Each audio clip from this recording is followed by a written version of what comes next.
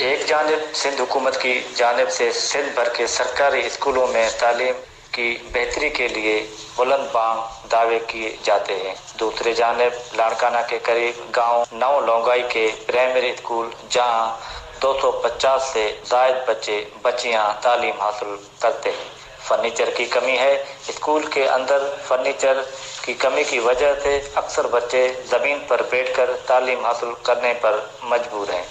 سر یہاں جو ہے تو فرنیچر کی کمی کافی ٹائم سے ہے۔ ہمارے اسکول میں 200 سے 250 تک بچے ہیں۔ ہمارا مکس اسکول ہے، لڑکے اور لڑکے یہاں شاگرد اور اساتذہ پڑھتے ہیں یہاں، سو ہماری نیڈ فرنیچر کی بہت زیادہ ہے۔ ابھی تو 250 شاگرد ہیں، اس وجہ سے ہم ٹیچرز کل 4 ہیں، جس وجہ سے ہمیں کو پڑھائی میں بھی دقت ہو رہی ہے۔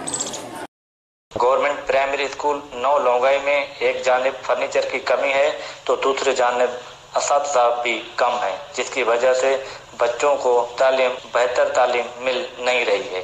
سندھ حکومت آخر اسکول میں فرنیچر کی کمی کب پورا کرے گی؟ کیمرہ مین شہریار اڈو کے ساتھ نثار لوہر، ویسٹ ٹی وی نیوز، لاڑکانہ۔